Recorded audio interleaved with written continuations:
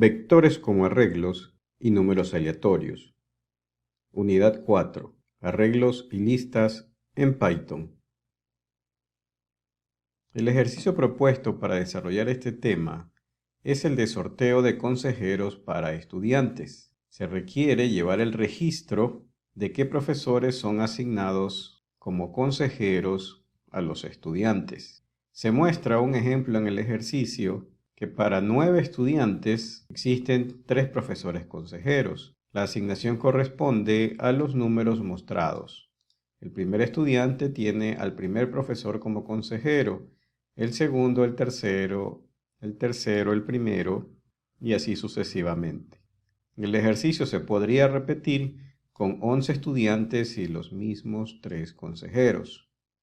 Los conceptos que se van a utilizar aquí corresponden a los temas de vectores como arreglos, del que debemos recordar que todo arreglo tiene su nombre, un índice, que nos ayuda a identificar cada elemento del arreglo, y el tamaño del arreglo como elementos principales. Números aleatorios. Debemos recordar que el aleatorio se define como un número real entre 0 y 1, que debe ser modificado de acuerdo al problema.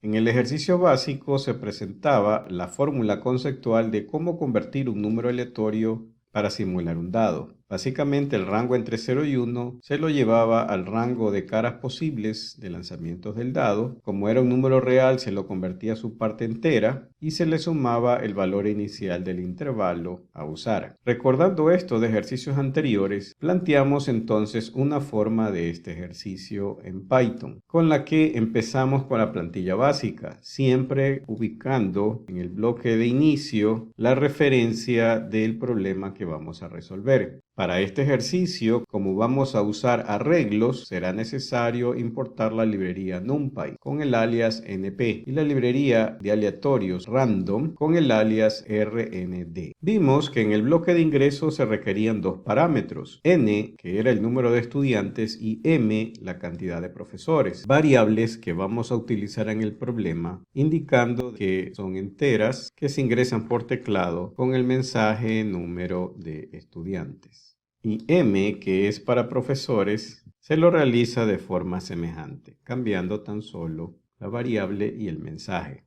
Seleccionamos de la lista al primer estudiante y realizamos el sorteo de su consejero asignado, que recordando cómo generábamos el número aleatorio, en este caso va a ser un número entero de un número aleatorio por la cantidad posible de profesores que existen, en este caso m. El primer profesor va a tener un identificador de 1. Los profesores los vamos a identificar, como se ve en el problema, entre 1 y m. Para tener una tabla de qué consejero fue asignado a cada estudiante, utilizaremos un arreglo. Consejero será un arreglo, en principio lleno de ceros, que contiene tantas casillas como estudiantes, y que los datos que contienen son enteros correspondientes a qué profesor fue asignado. Para guardar el primer dato, almacenamos en el consejero del estudiante el valor del sorteo y observamos en la salida la tabla consejero. Guardamos el archivo y enviamos a ejecutar y nos pide número de estudiantes 9, número de profesores 3 y nos muestra una lista en la cual en la casilla 1 se ha indicado que por sorteo salió el profesor 3. Nótese que no se está utilizando la primera casilla con la posición 0, debido a que usamos el índice primero con el valor de 1. Eso implica que a pesar de que existan 9 casillas, no será posible almacenar todos los datos. Tenemos aquí dos opciones. Siempre que asignemos al consejero, le vamos a restar 1 a la posición para ajustarnos a los arreglos, o podemos aumentar en el arreglo la posición número 9 con un vector de 10 casillas, que contendrá índices del 0 al 9, a pesar de que solo usemos 9 casillas. Esto, en principio, nos evitará confusiones entre el número de estudiante y la posición en el arreglo consejero.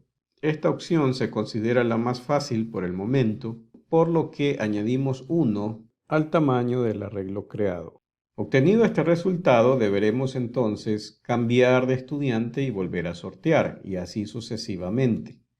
Cambiar de estudiante implica aumentar el valor de i en 1 y repetir todo este proceso, añadiendo un lazo que repita hasta que i supere el valor de n, que son el número de estudiantes. Ejecutamos el algoritmo para observar el resultado. Número de estudiantes 9 y 3 profesores. Se han realizado entonces 9 sorteos. Si queremos preguntar cuál es el consejero del estudiante de la posición 5, obtendremos que es la 2. 0, 1, 2, 3, 4, 5 tiene valor 2. Ejecutamos nuevamente el algoritmo indicando que son 9 estudiantes y 3 profesores, y se nota que la distribución del sorteo por profesores no es equitativa. Aquí el profesor 1 tiene 5 estudiantes, el profesor 2 tiene 3 estudiantes, mientras que el profesor 3 solo da consejería a 1. Es decir, se requiere un control de la cantidad de asignados a cada profesor. Eso lo realizaremos mediante una tabla que cuente los estudiantes asignados para cada profesor. Siendo así, contador será un arreglo con tamaño m más un profesores para mantener el índice sin desplazar, que contendrá datos de tipo entero. Lo que haremos ahora es que cada vez que se realiza un sorteo de un profesor, contaremos sobre el contador exclusivamente de ese profesor de sorteo como lo que ya tenía más 1. De esa forma podremos observar en la salida también el contador. Ejecutamos ahora el algoritmo y decimos 9 estudiantes para 3 profesores. Y aquí nos muestra que hay 4 estudiantes asignados al profesor 1. Revisamos 2, 3, 4. Hay un solo estudiante asignado al profesor 3. Volvemos a ejecutar con 9 y 3 y obtenemos ahora que hay un control sobre la cantidad de estudiantes asignados a cada profesor, lo que nos permitiría asignar o no al estudiante dependiendo si el cupo se ha completado.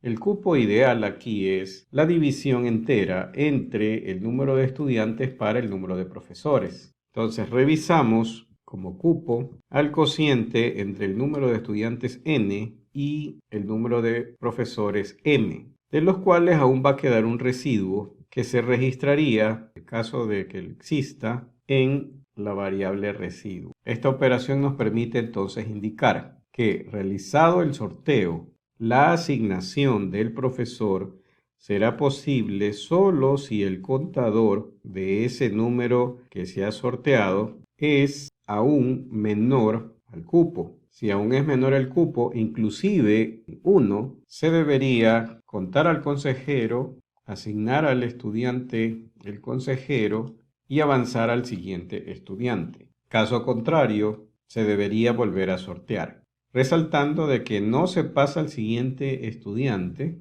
si es que no se ha asignado un consejero libre que aún tenga cupo. Ejecutamos ahora el algoritmo y volvemos a decir 9 y 3 y vemos que ahora sí están los estudiantes equitativamente asignados entre profesores. Pero ¿qué pasa si el número de estudiantes no es múltiplo de profesores? Por ejemplo, cuando el número de estudiantes es 10 y los profesores son 3, el algoritmo se queda en un lazo infinito. Para detenerlo, presionamos las teclas Control C. Interrumpimos el lazo y notamos que, como ya se llenaron los contadores de los profesores con los cupos, no hay cómo asignar al último estudiante con el número 10. Esto significa que el límite de la primera asignación no debería ser n, sino n menos el residuo. Corregimos la palabra residuo y ejecutamos el algoritmo para mostrar que cuando hay un estudiante que falta por asignar porque la cantidad de estudiantes no es un múltiplo de profesores, vamos a ver que el estudiante 10 no tuvo asignación de consejero. Se debe entonces realizar la siguiente operación. Para ser equitativo con los profesores, aumentaremos el cupo en 1. Luego de aumentar el cupo, deberíamos realizar el sorteo para el estudiante que hace falta, que básicamente es n menos el residuo, que fueron los estudiantes asignados, más 1. Debemos avanzar a la posición 9 para hacer el sorteo, repitiendo luego el bloque del sorteo con el cambio de condición de que ahora el valor de i sí debe de llegar hasta el final del vector. Ejecutamos el algoritmo e indicamos 10 estudiantes, 3 profesores y por sorteo se le asigna a un profesor un estudiante de más. Podemos probar con 11 estudiantes y 3 profesores y se cumple la condición pedida en el ejercicio. Con esto se muestra una de las formas de aplicación de arreglos combinados con números aleatorios. En los próximos ejercicios se retomarán nuevamente los conceptos y se ampliará su aplicación. Gracias.